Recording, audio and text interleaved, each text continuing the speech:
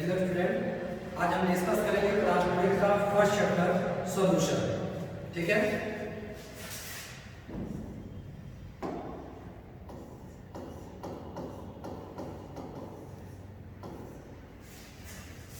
What is solution? Solution is a homogeneous mixture consist of two or more than two non-reacting component। ठीक है, तो solution क्या होता है? सॉल्यूशन एक होमोजेनियस मिक्सचर होता है जो दो या दो से ज्यादा नॉन रिएक्टिव कंपोनेंट से मिलकर के बना होता है। हम बोलते हैं कि it is a homogeneous mixture.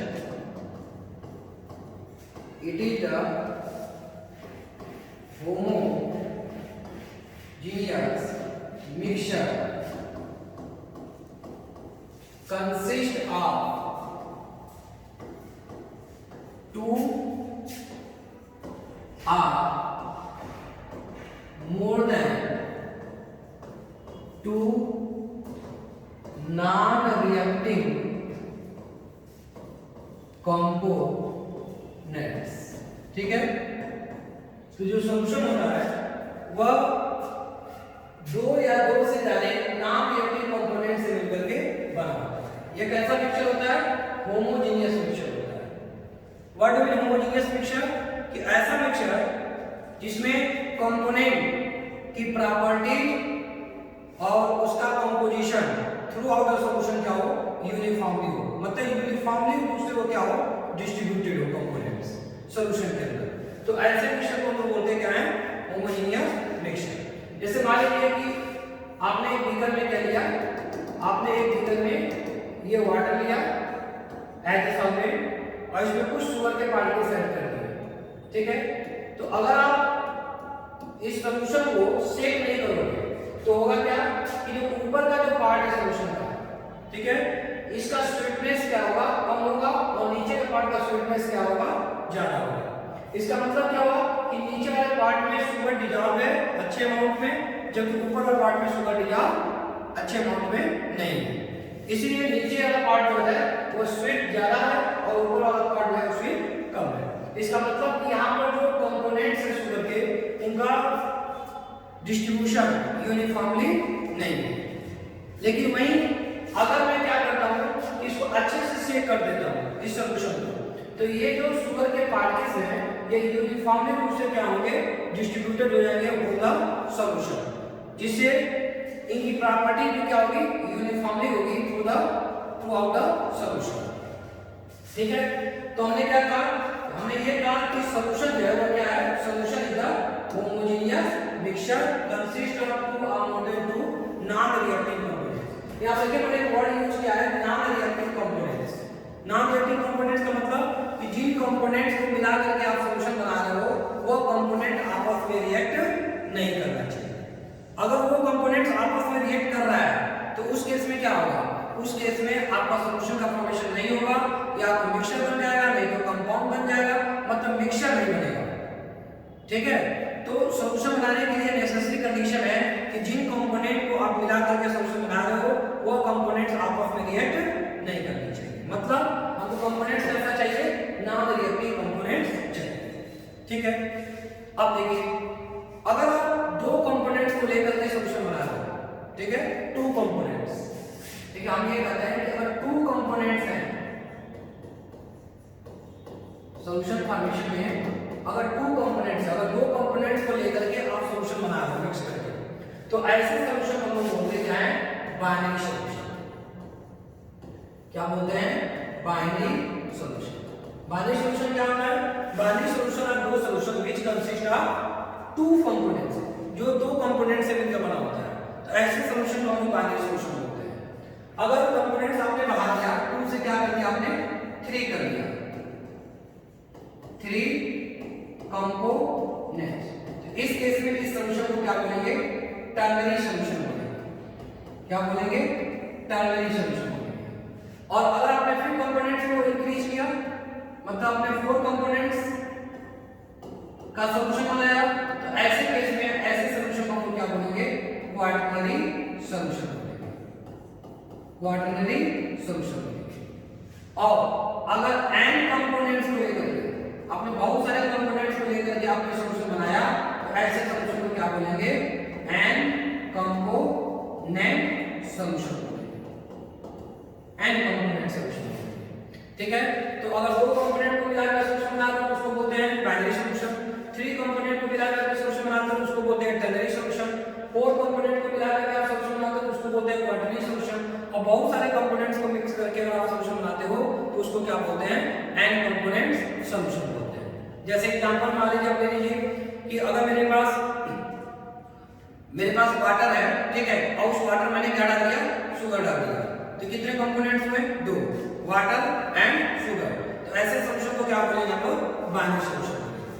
अब उसी में थोड़ा सा हमने साल्ट का अमाउंट बढ़ा दिया, साल्ट डाल दिया, ठीक है, तो वो सॉल्यूशन क्या कहलाएगा, टर्नरी सॉल्यूशन कहलाएगा। अगर मान लीजिए उसमें थोड़ा लेमन डाल दिया, लेमन जूस डाल दिया, तो अब वो सॉल्यूशन क्या कहलाएगा, क्वार्टरली सॉल्यूशन है, क्योंकि 4 कंपोनेंट हो गए, वाटर, शुगर, साल्ट और लेमन जूस, 4 कंपोनेंट हो गए, तो उस केस में ये क्या कहलाएगा, क्वार्टरली सॉल्यूशन कहलाएगा। और बहुत सारे कंपोनेंट्स को आपने मिक्स कर दिया, तो इस टाइप के सॉल्यूशन को क्या बोलते हैं, बोले n कंपोनेंट्स सॉल्यूशन बोलते हैं। क्लियर?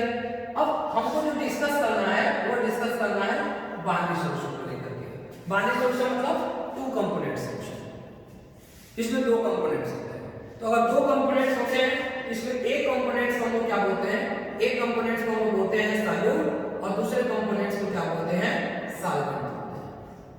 ठीक है, तो बाइनरी सॉल्यूशन 2 कंपोनेंट सॉल्यूशन होता है, तो 1 कंपोनेंट्स को हम क्या बोलते हैं, सॉल्यूट बोलते हैं, और अनदर कंपोनेंट्स को क्या बोलते हैं हम लोग, सॉल्वेंट बोलते हैं।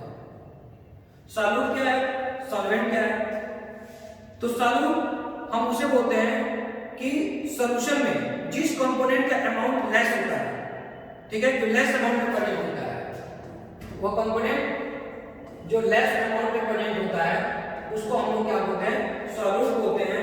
और जो कंपोनेंट मोर अमाउंट में प्रेजेंट होता है, ठीक है, लार्ज अमाउंट में प्रेजेंट होता है, उसको हम लोग क्या बोलते हैं, सॉल्वेंट बोलते हैं। क्लियर है?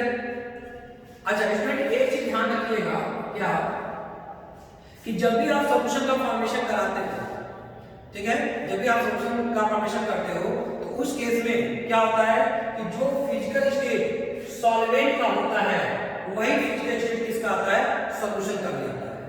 मतलब the physical state of solution is similar to physical state of solvent. जैसे मान लीजिए कि अगर आपने वाटर में साल्ट मिक्स किया, ठीक है, अगर आपने वाटर में क्या मिक्स किया, साल्ट मिक्स किया, तो साल्ट क्या है, सॉलिड है, वाटर क्या है, लिक्विड है, ठीक है, तो आपने वाटर के अंदर क्या मिक्स किया, साल्ट मिक्स किया, साल्ट आपका क्या है, सॉल्यूट है, वाटर क्या है आपका, सॉल्वेंट है, ठीक है। इन दोनों को मिक्स करने के बाद जो ये सॉल्यूशन तैयार हुआ, अब क्या देखो, वो सॉल्यूशन का फिजिकल स्टेट क्या है, उस सॉल्यूशन का फिजिकल स्टेट लिक्विड है। क्यों? क्योंकि सॉल्वेंट का भी फिजिकल स्टेट क्या था, लिक्विड था। तो इस चीज को नोटिस किया जाएगा कि जो भी सॉल्यूशन बनता है उस सॉल्यूशन का फिजिकल स्टेट वही होगा जो सॉल्वेंट का फिजिकल स्टेट होगा। क्लियर है?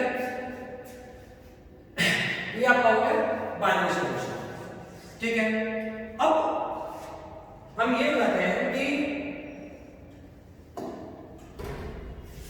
जैसे मान लीजिए कि ये हमारे पास कोई सॉल्यूशन है, बाइनरी सॉल्यूशन, ठीक है, मान लीजिए ये वाटर है एज अ सॉल्वेंट, ठीक है, और इसके अंदर आपने शुगर मिक्स किया, शुगर क्या है यहाँ पे, सॉल्यूट, ठीक है।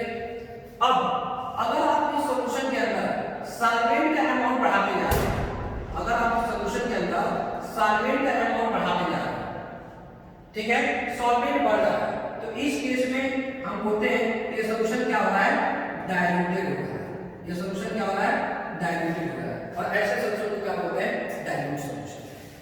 अगर सॉल्वेंट का अमाउंट अगर आप बढ़ा रहे हैं, अगर आप सॉल्यूट का अमाउंट बढ़ा रहे हैं, सॉल्यूट का अमाउंट बढ़ा रहे हैं, अगर आप सॉल्वेंट के अंदर सॉल्यूट का अमाउंट बढ़ाते जा रहे हैं, तो उस केस में इस सॉल्यूशन को क्या बोलते हैं, हम बोलते हैं कंसंट्रेटेड सॉल्यूशन बोलते हैं।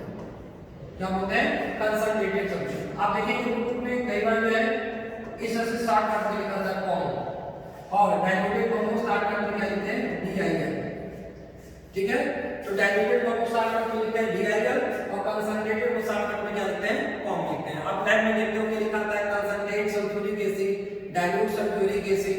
डाइल्यूट का मतलब क्या है, उसके अंदर वाटर का अमाउंट ज्यादा है। कंसंट्रेट का मतलब है उसके अंदर वाटर का अमाउंट क्या है, कम है। ठीक है, तो अगर किसी भी सॉल्यूशन में, नोटिस करिएगा, अगर किसी भी सॉल्यूशन में आप सॉल्यूट का अमाउंट बढ़ाते जा रहे हो तो वो सॉल्यूशन क्या होता जाएगा, कंसंट्रेटेड होता जाएगा। और सॉल्यूशन के अंदर अगर आप सॉल्वेंट का अमाउंट बढ़ाते जा रहे हो तो वो सॉल्यूशन क्या होता जा रहा है, डाइल्यूटेड हो जा रहा है। क्लियर है कि कंसंट्रेटेड सॉल्यूशन और डाइल्यूटेड सॉल्यूशन क्या होता है।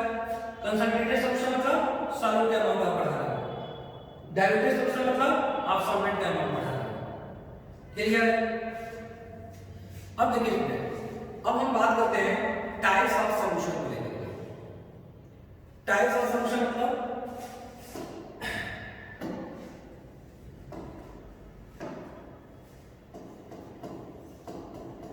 Types of solution. देखिए, on the basis of physical state of solute and solvent, अगर सॉल्यूट और सॉल्वेंट के फिजिकल स्टेट के बेसिस पर बात करते हैं तो हमारा सॉल्यूशन कितने टाइप्स का होता है, 9 टाइप्स का होता है। ठीक है, हम ये कहते हैं कि on the basis of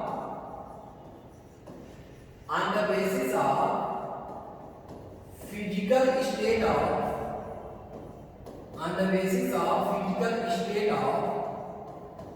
solute and solvent, they are 9 types। ये 9 types होते हैं। ठीक है, चलिए हम इस पर डिस्कस करते हैं। जैसे मान लीजिए कि ये सॉल्यूट है, ये सॉल्वेंट है। ठीक है, तो टाइप्स क्या होगा इसके बारे में आते हैं, कुछ एग्जांपल्स को लेकर के डिस्कस करते हैं। ठीक है, जैसे मैं ये कह रहा हूं कि अगर हमारा सॉल्यूट सॉलिड है, लिक्विड है, गैस है। ठीक है, तो इस सॉलिड सॉल्यूट को हम किसमें मिक्स करते हैं, हम मिक्स कर सकते हैं सॉलिड सॉल्यूट को गैस में, लिक्विड सॉल्यूट को भी गैस में, और गैस को भी किसमें मिक्स कर सकते हैं, गैस में। ऐसे ही, ठीक है, ऐसे ही अगर हमारा सॉल्यूट क्या है, सॉलिड है, लिक्विड है, गैस। ठीक है, तो हम सॉल्यूट को सामने में मिक्स कर रहे हैं तो हम सॉलिड सॉल्यूट को हम मिक्स कर सकते हैं लिक्विड में, लिक्विड को लिक्विड में, और गैस को भी लिक्विड में। ऐसे ही हम सॉल्यूट, सॉलिड,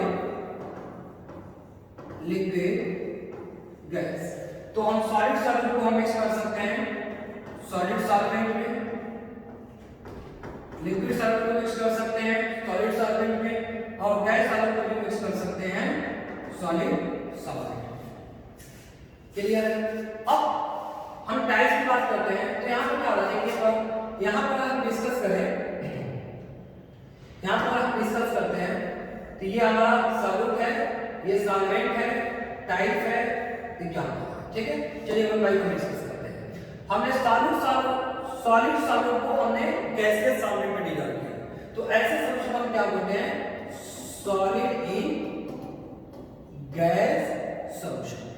क्या बोलेंगे, solid in gas solution.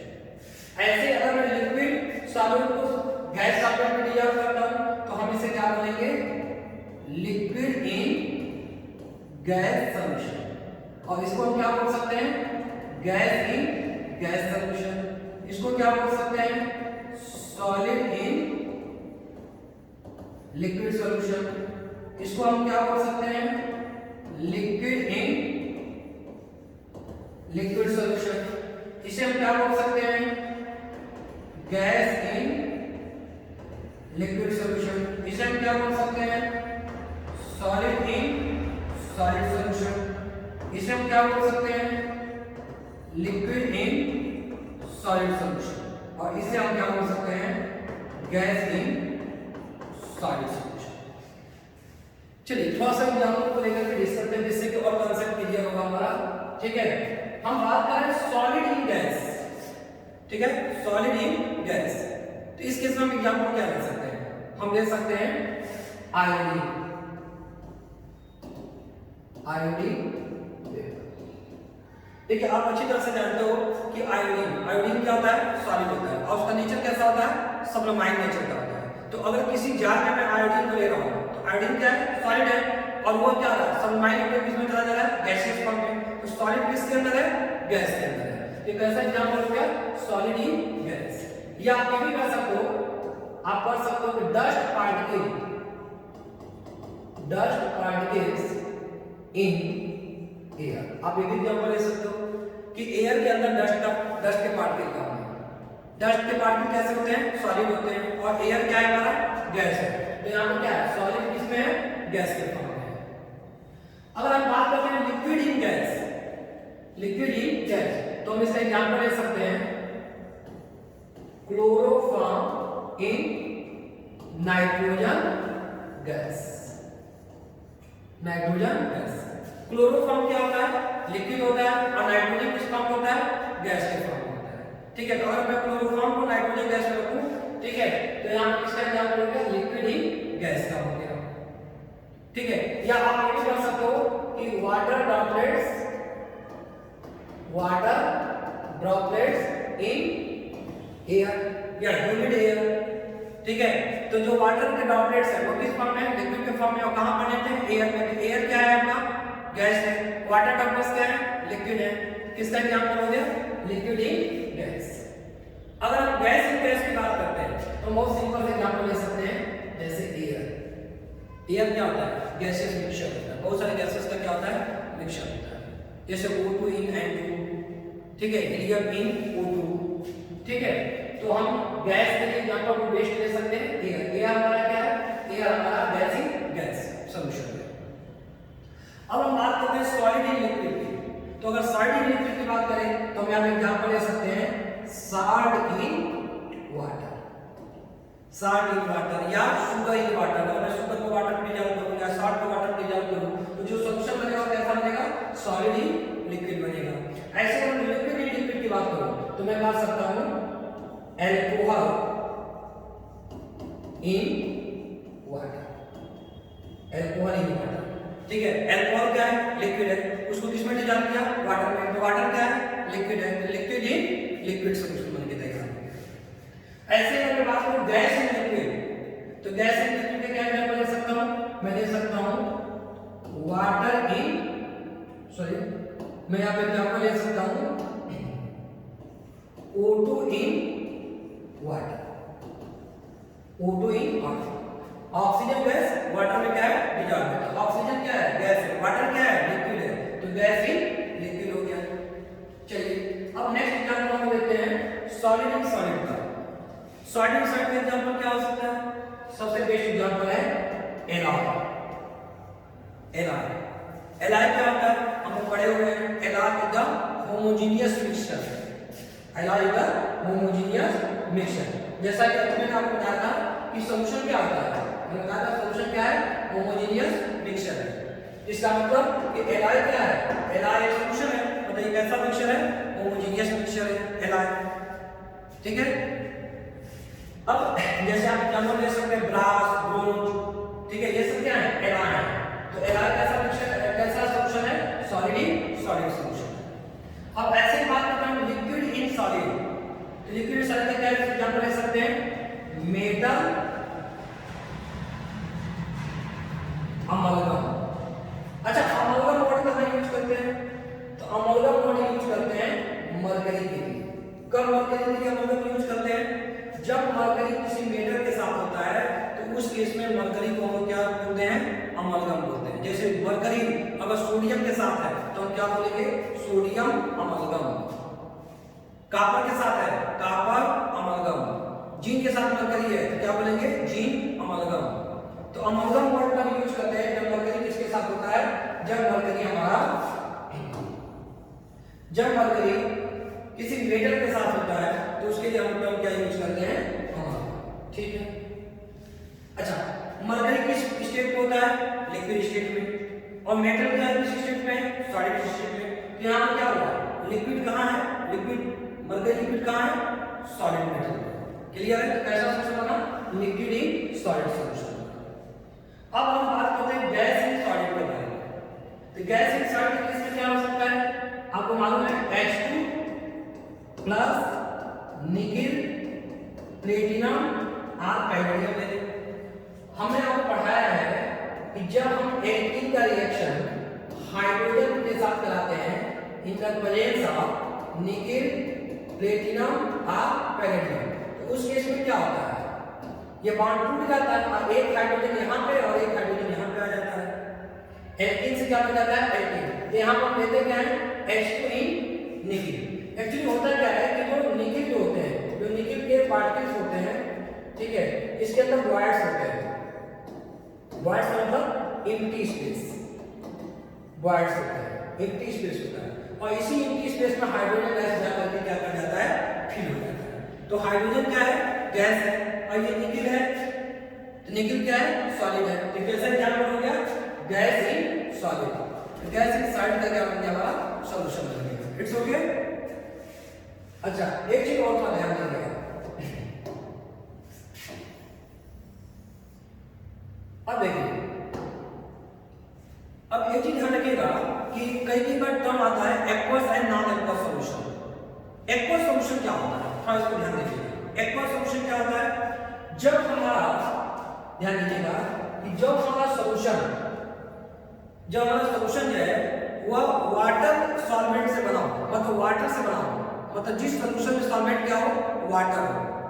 Concentrate करिएगा, जिस सॉल्यूशन में सॉल्वेंट हमारा क्या हो, वाटर हो, तो ऐसे सॉल्यूशन को क्या बोलते हैं, एक्वस सॉल्यूशन बोलते हैं। और वाटर को छोड़कर अगर कोई भी सॉल्वेंट है तो ऐसे केस में उस सॉल्यूशन को क्या बोलते हैं, नॉन एक्वस सॉल्यूशन बोलते हैं। क्या बोलते हैं, नॉन एक्वस सॉल्यूशन बोलते हैं।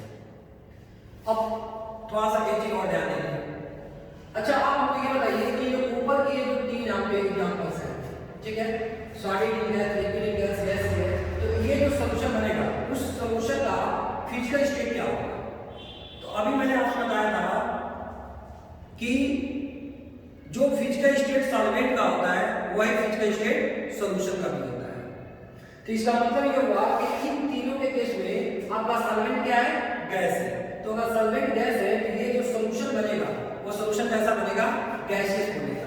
और इसलिए इस सॉल्यूशन को हम कॉमनली दूसरे तीनों को हम क्या बोल सकते हैं, गैसियस सॉल्यूशन बोल सकते हैं। इन तीनों के केस में क्या होगा, इन तीनों के केस में जो सॉल्यूशन बनेगा वो क्या होगा, लिक्विड होगा, क्योंकि इसका सॉल्वेंट क्या है, लिक्विड है। तो ऐसे सॉल्यूशन को हम क्या बोलते हैं, लिक्विड सॉल्यूशन बोलते हैं। और इन तीनों के केस में क्या है, इन तीनों के केस में हमारा सॉल्वेंट क्या है, सॉलिड है। तो इसका मतलब ये सॉल्यूशन भी कैसा बनेगा, सॉलिड सॉल्यूशन। क्लियर है। अब इसमें एक चीज को आप और ध्यान दीजिएगा, जब हम सॉल्यूशन की बात करते हैं तो जनरली हम बात करते हैं कि हम कंपोनेंट्स को मिलाएं, नॉन रिएक्टिव कंपोनेंट्स को, और सॉल्यूशन बना करके तैयार करिए। देखिए, जब आप कंपोनेंट्स को मिला करके सॉल्यूशन बना रहे हो तो यहाँ पर एक पॉइंट और भी कंसीडर करना पड़ता है कि जिन कंपोनेंट्स को मिला करके आप सॉल्यूशन बना रहे हो उन कंपोनेंट्स का साइज क्या है। मतलब तो समझिएगा कि अगर यहाँ पर नोट करने बात यह है कि जिन पार्टिकल्स को मिला करके, जिन कंपोनेंट्स को मिला करके आप सॉल्यूशन बना रहे हो, ठीक है, अगर उस पार्टिकल की साइज 1 नैनोमीटर से छोटी है, ध्यान दीजिएगा, जैसे हम बात करें यहाँ पर सॉल्यूशन चैप्टर की, लेकिन इस चीज को देखिए काफी जरा कंसंट्रेट करिएगा, क्योंकि कई लोग बच्चे जो क्या है गलती करके चले जाते हैं, ठीक है। यहाँ पर ध्यान दीजिएगा, सॉल्यूशन तभी बनता है भले ही वो नॉन रिएक्टिव कंपोनेंट से, लेकिन सॉल्यूशन तभी बनेगा कि जब उसके पार्टिकल की साइज होगी 1 नैनोमीटर से क्या होगी, छोटी होगी, तभी वो जो होमोजेनियस सॉल्यूशन बनेगा उसको क्या बोलेंगे, सॉल्यूशन बोलेंगे। लेकिन अगर पार्टिकल की साइज, अगर साइज ऑफ पार्टिकल्स, जो पार्टिकल्स है, अगर उस पार्टिकल की साइज 1 नैनोमीटर से बड़ा है लेकिन 1000 नैनोमीटर से क्या है, छोटा है, उस केस में जो सॉल्यूशन बनेगा, उस केस में जो होमोजेनियस मिक्सचर बनेगा, नॉट सॉल्यूशन, उस केस में जो होमोजेनियस मिक्सचर बनेगा उसको आप सॉल्यूशन नहीं कहेंगे, उसको आप क्या कहोगे, कोलाइड्स कहोगे। क्या कहोगे, कोलाइड्स। और अगर साइज ऑफ पार्टिकल, अगर साइज ऑफ क्या है, पार्टिकल जो है वह 1000 नैनोमीटर से भी ज्यादा है, 1000 नैनोमीटर से ज्यादा है, तो उस केस में न सॉल्यूशन बनेगा न कोलाइड्स बनेगा, क्या बनेगा? सस्पेंशन बनेगा, सस्पेंशन बनेगा। ठीक है, तो ध्यान रखिएगा यहाँ पर छोटे छोटे पॉइंट्स हैं कि सॉल्यूशन बनाते समय जो कंपोनेंट्स को मिक्स कर रहे हैं वो कंपोनेंट्स आपस में रिएक्ट नहीं करें, नॉन रिएक्टिव कंपोनेंट चाहिए। और उसमें भी क्या है, उन कंपोनेंट्स का जो साइज है, उनके पार्टिकल की जो साइज है वो 1 नैनोमीटर से क्या होनी चाहिए? छोटी होनी चाहिए। अगर 1 नैनोमीटर से छोटी है तो ही तो सॉल्यूशन बनेगा, अदरवाइज अगर 1 नैनोमीटर या 1000 नैनोमीटर के बीच के रेंज का है तो कोलाइड्स बनेंगे, और अगर 1000 नैनोमीटर से भी ज्यादा है तो उसको क्या बोलेंगे? सस्पेंशन बोलेंगे। क्लियर? अब थोड़ा सा आप लोगों को थोड़ा ध्यान दीजिएगा यहाँ पे कि अगर हम बात करते हैं यहाँ पे, ध्यान दीजिएगा कि कोलाइड्स को लेकर के कभी आप सुने हो डेल्टा फॉर्मेशन, थोड़ा सा कोलाइड्स के बारे में डिस्कस करेंगे। डेल्टा फॉर्मेशन आप सुने हैं? डेल्टा कहाँ बनता है? डेल्टा कहाँ बनता है? अगर आप ध्यान दीजिएगा, डेल्टा का फॉर्मेशन तभी होता है जब रिवर वाटर, कौन सा वाटर? रिवर वाटर सी वाटर में जाकर के क्या होता है? मिक्स होता है।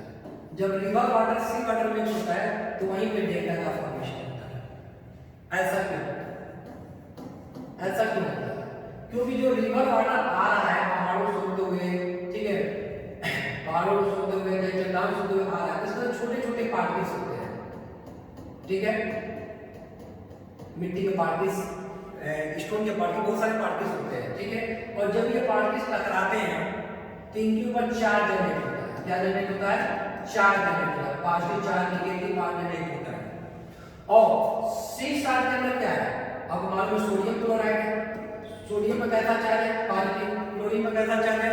नेगेटिव। तो ये जो चार्ज पार्टिकल जब आते हैं तो प्लस वाला माइनस वाला अप्लाई हो जाता है और माइनस वाला प्लस वाले से अप्लाई हो जाता है, और इस वजह से क्या होता है कि आपका जो डेल्टा का क्या हो जाता है? फॉर्मेशन हो जाता है। क्लियर है? इस तरह से डेल्टा का क्या हो जाता है?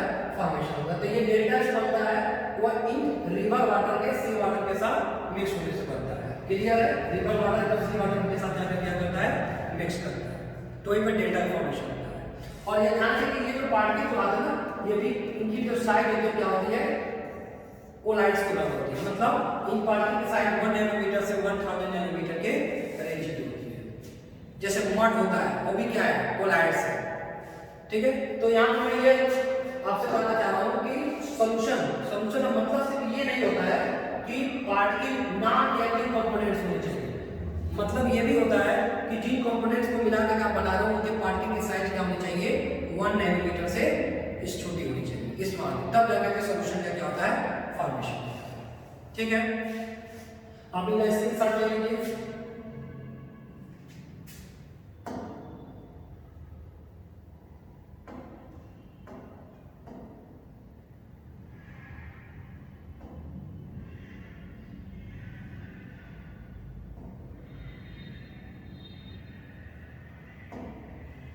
नेक्स्ट टॉपिक हम डिस्कस करेंगे कि जो हम सॉल्यूशन बना रहे हैं, ठीक है, उस सॉल्यूशन के कंसंट्रेशन को एक्सप्रेस कैसे करते हैं, ठीक है, हम सॉल्यूशन को रिप्रेजेंट कैसे करते हैं। तो हम नेक्स्ट टॉपिक में देखेंगे method for expressing the concentration of solution.